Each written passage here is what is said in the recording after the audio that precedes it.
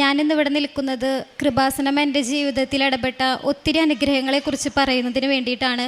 ഞാൻ ആദ്യമായിട്ട് ഇവിടെ വന്ന് ഉടമ്പടി എടുക്കുന്നത് 5/12/2022 അന്ന് ഞാൻ ഒത്തിരി നിയോഗങ്ങൾ ഇവിടെ മാതാവിൻ്റെ അടുത്ത് അപേക്ഷിച്ചിരുന്നു. പക്ഷേ എനിക്കതൊന്നും ലഭിച്ചിരുന്നില്ല.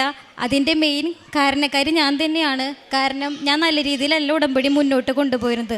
ചില സാഹചര്യവശാൽ ഞാൻ ഉടമ്പടി മുടങ്ങുകയും അതുപോലെ തന്നെ ഒരു 10 മിനിറ്റ് നേരം പോലും എൻ്റെ മാതാവിന് വേണ്ടി എനിക്ക് ചെലവഴിക്കാൻ സാധിച്ചിരുന്നില്ല. ആ സമയത്ത് എൻ്റെ അമ്മയാണ് എന്നോട് പറഞ്ഞത്, നീ ഒരു കാര്യം ചെയ്യ്, ഇനി ഉടമ്പടി പുതുക്കുമ്പോൾ നിന്നെ പൂർണ്ണമായിട്ട് നീ സമർപ്പിക്കുക മാതാവിൻ്റെ മുന്നിൽ, എന്തായാലും നിൻ്റെ ജീവിതത്തിൽ മാതാവ് ഇടപെടും എന്ന് പറഞ്ഞതിൻ്റെ തുടർന്ന് ഞാൻ 8/11/2023 വന്ന് ഉടമ്പടി പുതുക്കുകയുണ്ടായി.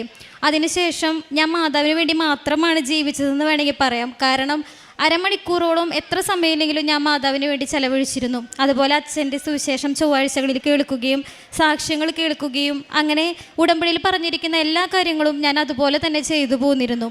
അതിനെ തുടർന്ന് എനിക്ക് തന്നെ അറിയാത്ത ഒത്തിരി കാര്യങ്ങളിലാണ് മാതാവ് ഇടപെട്ട് പോകുന്നത്.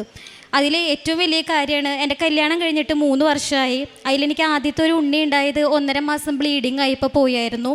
അതിൽ ഞങ്ങൾക്ക് ഒത്തിരി ഭയമാണ് വന്നത്, ഇനി ഞങ്ങൾക്കൊരു ഉണ്ണി ലഭിക്കുമോ, കിട്ടുന്ന ഉണ്ണി ആരോഗ്യമുള്ളൊരു കുഞ്ഞായിരിക്കും എന്നുള്ളത് ഭയങ്കര പേടിച്ചാണ് ഞാൻ എൻ്റെ ഭർത്താവ് നിന്നിരുന്നത്.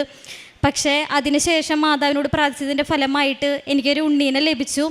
അതിലൊരു 5 മാസമൊക്കെ ആയപ്പോൾ തൊട്ട് എനിക്ക് വളരെ ബുദ്ധിമുട്ടായിരുന്നു. വയറ് ടൈറ്റ് ആവുക, ഉണ്ണിക്ക് അനക്കില്ലായ്മ, ലോലയും പ്ലസൻ്റ്, അങ്ങനെ ഒത്തിരി ബുദ്ധിമുട്ട് വന്നു. ആ സമയത്തും ഞാൻ യൂട്യൂബിൽ തുറക്കുമ്പോഴൊക്കെ വരുന്നത് ഉണ്ണികളില്ലാത്ത ആളുകളുടെ സാക്ഷ്യങ്ങളായിരുന്നു. അപ്പോൾ അമ്മച്ചി എന്നോട് പറഞ്ഞു, ഉണ്ണികളില്ലാത്തവർക്ക് വേണ്ടി പ്രാർത്ഥിക്കാൻ വേണ്ടിയിട്ടാണ് നീ അത് തുറക്കുമ്പോൾ തന്നെ നിനക്ക് അത് കാണിച്ചു തരണേന്ന്.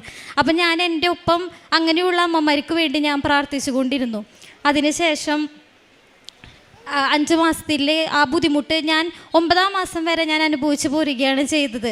മാതാവിൻ്റെ തൈലവും ഉപ്പും എല്ലാം ഞാൻ എന്നും ഉപയോഗിച്ചിരുന്നു. എനിക്ക് വിശ്വസിക്കാനാവാത്ത വിധം ഒരു നോർമൽ ഡെലിവറിയോട് കൂടെ ഒരു പെൺകുഞ്ഞിനെയാണ് എനിക്ക് മാതാവ് തന്ന് അനുഗ്രഹിച്ചത്. അതിന് ഒത്തിരിയേറെ ഞാൻ നന്ദി പറയും. എൻ്റെ ജീവിതത്തിലെ വലിയൊരു കാര്യമാണത്. അതുപോലെ തന്നെ രണ്ടാമതായി എൻ്റെ ഭർത്താവ് 8 വർഷമായിട്ട് ഒരു കമ്പനിയിൽ തന്നെ ആകെ തിങ്ങി നിൽക്കുകയായിരുന്നു. ആൾക്ക് സാലറി പെൻഡിങ്ങും ഒത്തിരി ബുദ്ധിമുട്ടോടു കൂടിയാണ് ആൾ അവിടെ നീങ്ങി പോന്നിരുന്നത്. അതിനുശേഷം ഞാൻ ആൾക്ക് വേണ്ടി മാതാവിൻ്റെ മുന്നിൽ ഒത്തിരി കരഞ്ഞ് പ്രാർത്ഥിച്ചു. അതിൻ്റെ ഫലമായി മാതാവ് വലിയ അനുഗ്രഹത്തോടെ വലിയൊരു കമ്പനിയിൽ തന്നെ ആൾക്ക് ഇഷ്ടപ്പെട്ട ഒരു ജോലി കൊടുത്ത് അനുഗ്രഹിക്കുകയും ചെയ്തു.